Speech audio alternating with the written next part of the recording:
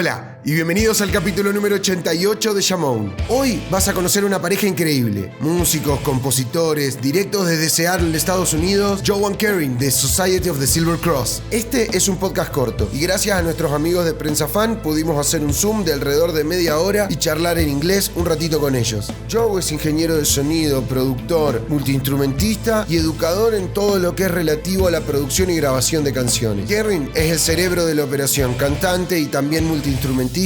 Ambos llevan adelante esta banda medio neofolk, gótica, llena de sonidos originales, artesanales, que te evocan un ambiente distinto, que te llaman a que tu imaginación esté rondando la realidad pero no muy metida en ella. También, como parte de su negocio, son dueños de 2 estudios de grabación impresionantes y de una escuela de producción y grabación musical. La verdad fue una experiencia muy chida tener que hacerlo en inglés, exponerse un poco y traerles este contenido para ver si lo disfrutan, si les gusta. Así que gracias como siempre por estar todos los miércoles ahí. Déjame tu like, por favor, que nos ayuda un montón. Queremos seguir creciendo, nos estamos acercando al capítulo 100 y si vos nos das una mano, vamos a llegar con todo. Talentosos, divertidos, originales, bienvenidos al Shamoun, the Society of the Silver Cross. When I listen to the song, that in music theory we call this program music. It's in Spanish is música programática. It's it's a kind of music that evokes really sharp images with the song that you're listening to, and I think by the millions evokes really well a really close, dark, and uncertain time that we all, like when I say all humanity had to go through in the pandemic. So props to you, first of all. Great job, because it's really hard to compose something that, I don't know, like Vivaldi did with the Four Seasons. Can you walk me through the process of composition and recording of the song? Yeah. Whenever we write, we just write with our core instruments, which are the harmonium and the 12 string. So that's kind of our bones for everything. And we just sit and kind of riff stuff out until something starts to click, usually. And then a lot of times we save little ideas on our phones, which sound very crude compared to the final one. I feel like that song came together fairly quickly, like the parts did. Sometimes they take a long time, but I feel like we got the structure of it pretty quickly. Okay. Yeah, so we were just sitting in our living room and playing just some ideas and things, and it was like at the context. I mean, we wrote some of this is in the press release, but the context is pandemic just started. Actually, believe it or not, we just got home from our tour in Mexico. Okay. So we just did a tour in Mexico, right? We come back and the whole world fucking shuts down. Actually, when we were in Mexico, Seattle was already closing up. We were like, what the fuck is going on? We had no idea. So we come home and everything's closed after our tour in Mexico, and like, oh my God, we don't know what the world is happening. You know, what is going on with this? And we just started to did we actually start to write this idea in our hotel in Mexico? I almost think it was. Like, that's so crazy, because I really think that the initial kind of riffs started to happen in a hotel in Mexico, in Mexico City. You're right. We did. Yeah, in Mexico City. We started writing on the tour. There was some section of town where we were staying in. Anyway, it doesn't matter. That actually, the bones of that song began in Mexico. So it has a lot of connection to that. But anyway, so we came back and we fleshed it out, and just a little bit, because you're a guitar player, just a little bit about the writing. Like, I like to write just stuff like just not in non-traditional kind of campfire chords. What I like to do is like take one and then just one of my tricks here Hernan, is like, especially on this song, I took the just a regular kind of E minor and just moved it down to the lower fret and then started there. And it makes things just odd and weird, and just started to kind of find a pattern in there that just the pattern just kind of found me, and I just like was helping it develop. So anyway, so we did this, and we demoed it inside on just a small Pro Tools rig, and just had some ideas, and then the recording we did at the temple of the trees, and Do you know about there was a bigger kind of production, and we really like honed it in, and um this one we sent it over to God, what is his name? It's Michael a producer. Beinhorn? It's a producer. His name's Michael Beinhorn, and he Okay. did like, you know this guy? No, no, no. I He did a bunch of like, he did like Soundgarden record, and like, I think he did Nine Inch Nails, and he did something for Marilyn Manson, and he did a bunch of big seminal records, all right. and we just sent him over. We sent it over to him for some advice. So, hey, how does this feel to you, and this and that, and like, and he just gave us a couple of ideas. He didn't like write anything for us. We just wanted to get his opinion on it, and like, what do you think? Because I'm not afraid to ask other people for their advice, even if I don't agree with it. Mhm. I just want to, I want to know a little bit. So he had a couple of things where like, oh, Karen, because we were like kind of duplicating parts in the song.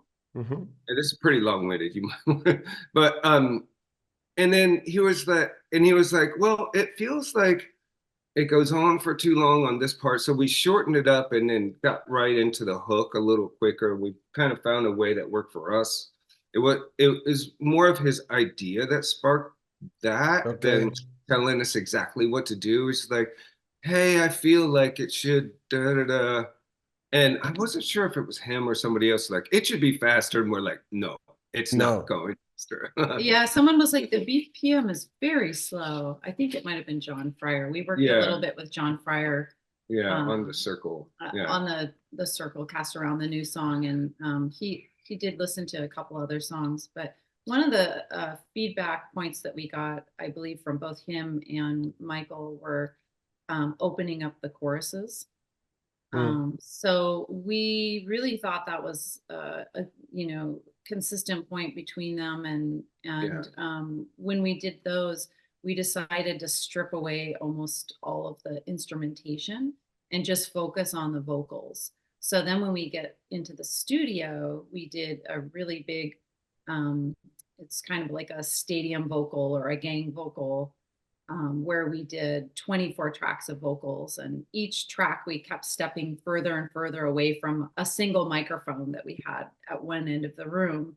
So it just had a bigger and bigger sound as we went back, more space.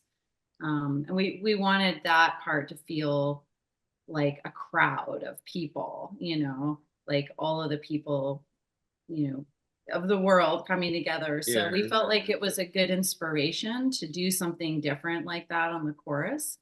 Yeah, And then I reckon I saw a video, a short Oh, did you video see on that on YouTube. Instagram? Yeah, or that real. Yeah. that reel that I wanted to talk about craftsmanship with you too, because you look like you respect a lot this this craftsman work with the music, with really old amps like this spinning thing that you use in the Wife of the Uh, Sea.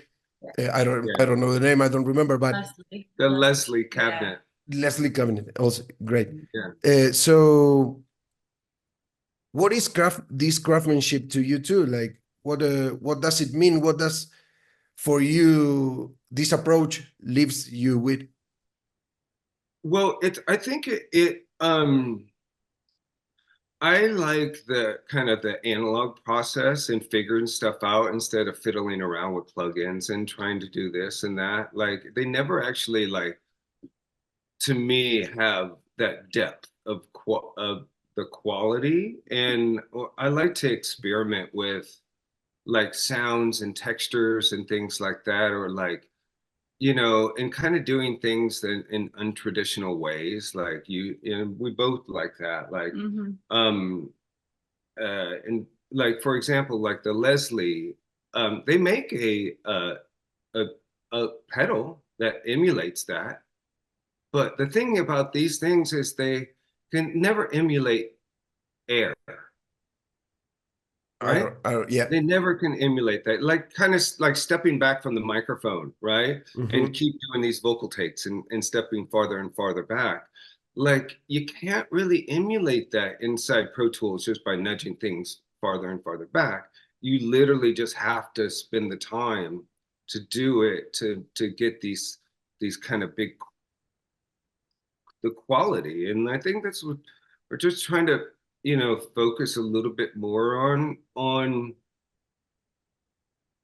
quality than like let's get it done and let's move forward because we just because the clock's ticking and we need to Yeah. do this and that. Like I think that it's always like beneficial to kind of understand what you're doing is in production sense and then execute it. And it's just also part of the creative process. So, there's so many, you can be imaginative with the tools that you have, and you can take very simple tools or very few tools, and with your imagination, use them in creative ways to create unique sounds and effects. And I think some of the reason why we like weird instruments, like hardly any of our instruments are traditional, and the songwriting approach isn't always as traditional in its structure. And I think, just the excitement of exploring, like, where could this go next is a fun way to approach things. And like Joe said, we really value taking care of every single second of a song. We never just go, okay, yeah, we got it, that's good enough. Like it's always like, let's come back and listen again, and let's really think about, like, does this feel right? Could we make it better? Is there something more special that we could do here? And we'll keep working with it. We've had songs, one of the songs coming out on the upcoming album, I think we wrote 7 or 8 times until we finally got it right. And we recorded it every time. And it never fully felt right. But then finally, we just shifted a few things and took a different approach. And it was like, that's it. So we'll spend that time in order to achieve something that we feel really is, more artful than just producing quantity. And Okay. I'll have to just add, sometimes that is painful to do. Yeah. That song It's almost like is. wait so long, like, oh my God, what is wrong with this song? Like, oh, And like it's how do, not like, how do oh wow, this you is like happy and like, joyous. It's like, sometimes it feels like a struggle to connect these things. Yeah. does this struggle or overthinking of stuff and doesn't doesn't stay in the way of the song, of the creative process, or you just have it like, this is my process and we work like this? It's not a struggle in the sense of trying to force anything. It's more so of an intuitive sense of whether it's right or not, and knowing if you don't quite think that it is, that it's worth it to go back and do more exploration or try different things. And the struggle comes a bit when that takes a while. And then sometimes it feels like more laborious, but it's still a joy either way.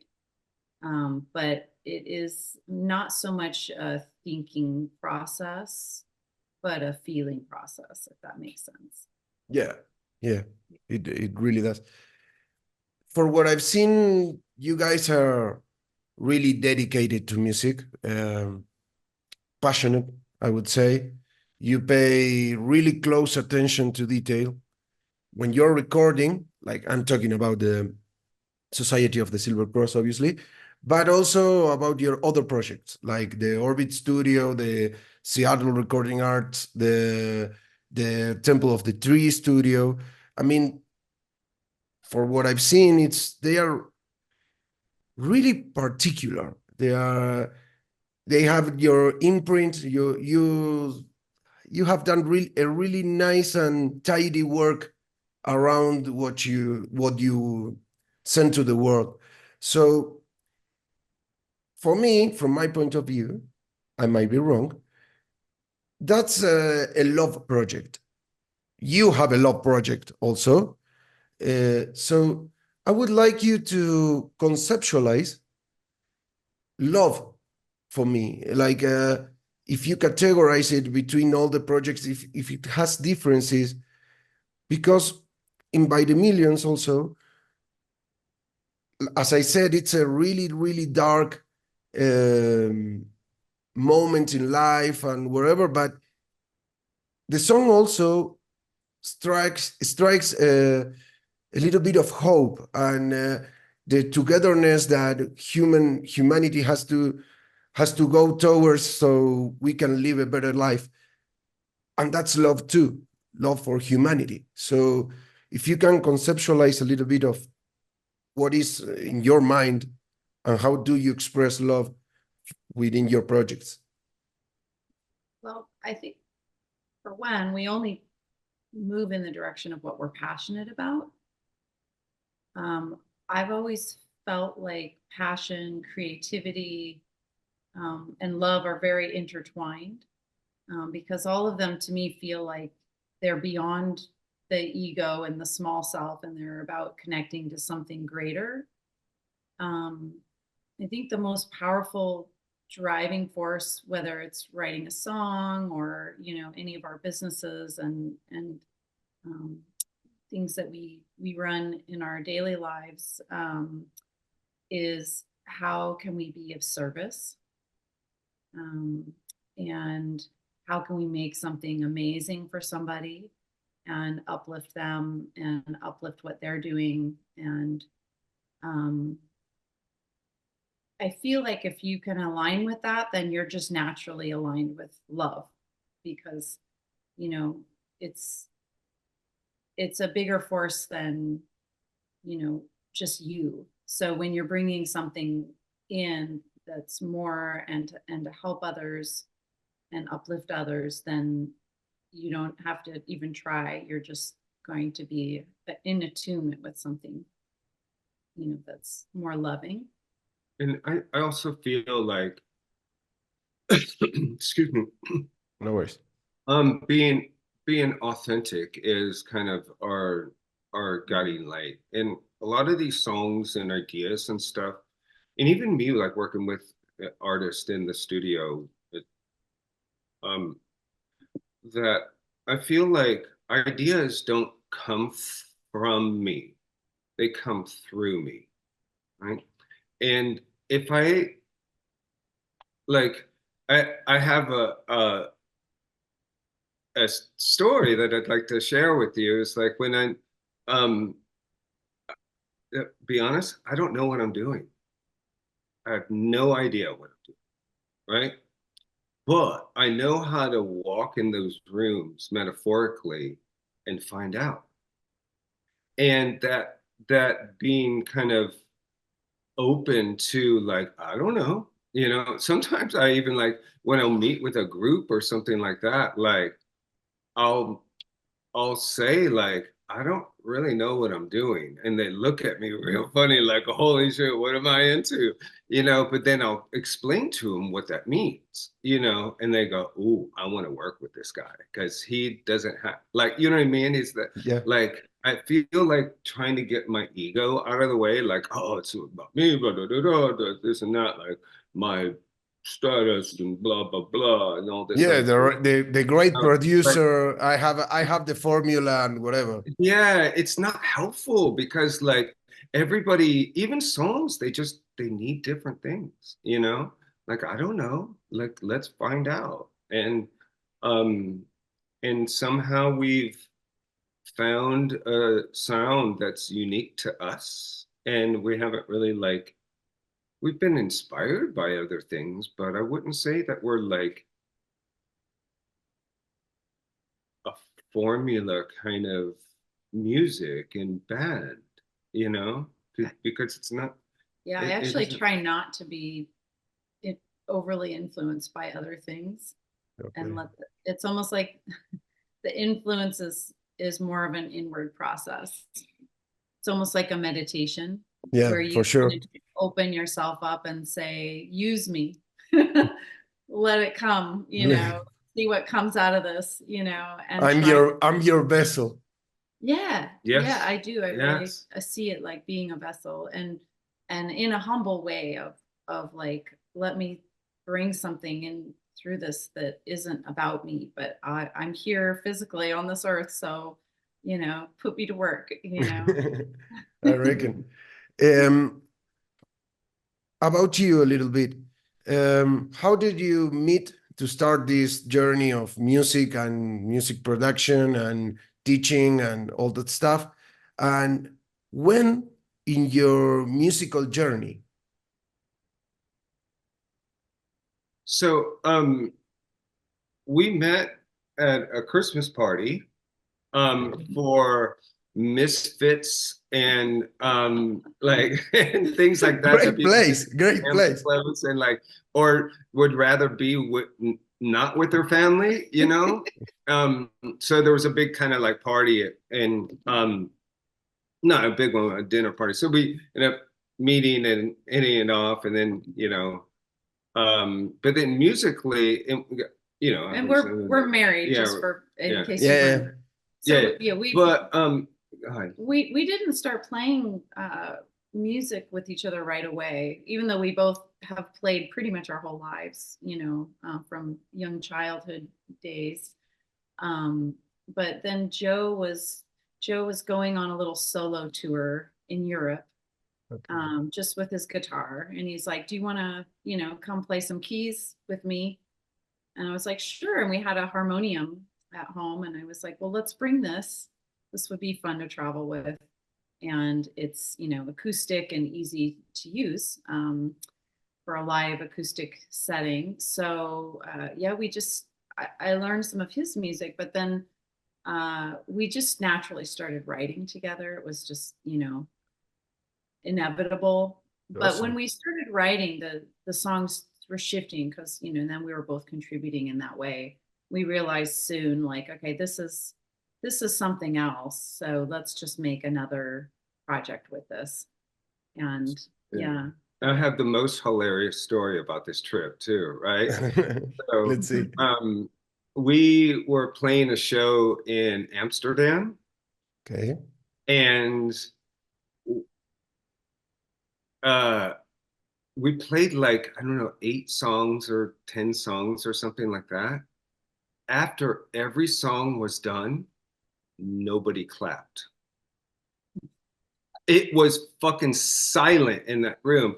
And it was the weirdest thing ever. Like, I've never had that experience before. Like, I mean, you don't have to, like, even like, you see a group or whatever, like, like, oh, Yeah, okay, all right. And then that's it, or good like that, effort. like stone faced, not a fucking word from it. And Karen and I looked at each other a couple times on stage. It's like, Like, okay, are these on? okay, I guess we'll start the next song then, and it was just like, Weird. I cannot wait to go back into, with the full band. We're actually planning some trips in Europe right now to go back and just like and redeem ourselves so much. But No. that it was so fucked up, man. I could not Maybe they believe it. maybe they were really inspired by the songs, so they had to take it in, and they Maybe. couldn't That's clap. I that's a don't know. nice that's a nice thought, but I don't think so. I just don't know what was going on. It was a strange one. That was the Yeah, only show. yeah, I don't know what to make of it. yeah. The only show Well, that It happened. didn't deter us, thank goodness. Though. No, but it was just. Europeans, you have to say like that. Europeans, they don't know. They don't know shit. So, well, for the record, I met my wife also in the stage. We used to sing together. So, I Oh know. wow! How Yeah, yeah, cool! yeah, How yeah. It cool is was that? awesome.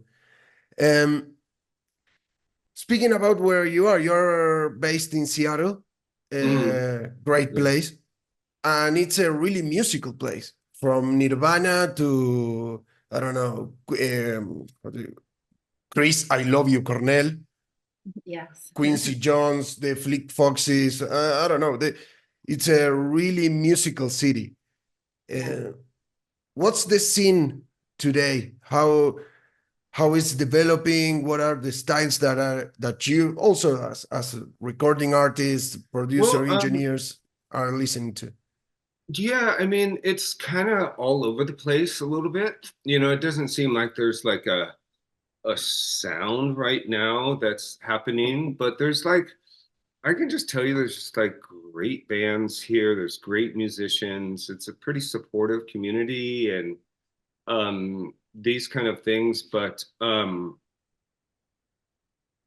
there's there's always been like a kind of a rock scene here. And but it feels like it's the rock, I'll just use it in quotations, that sound has just shifted a little bit more towards like psych rock bands and Mm, these kind of things, and a little bit more it's not so traditional, like obviously like people have different music has different styles and stuff like that, so you don't really see a lot of bands that like are Alice in Chains and these kind mhm. of things. And but now it seems to be more like kind of slanted a little bit more towards the psych rock thing and Jesus and Mary Chain, the Danny Warhol's kind of sound, a little bit more towards that, and um, some shoegaze and things like that. So uh, that's the only thing I can really comment on, but Okay. I certainly don't think that um we our sound necessarily fits the Seattle sound, Okay. and um which is great because we are carving out our own lane in the world and not just in Seattle, you know? Hmm. Because I think if we're like, oh my God, you're so like they're like we wouldn't be striving harder if we were just satisfied with like the whole Seattle community embracing our music, right? Right, right. Yeah. Um, well, first, shout out to KEXP, my Yes. favorite radio station Yeah, based in that's Yeah, Seattle great. we also. love them. Yeah, Yeah. they are awesome.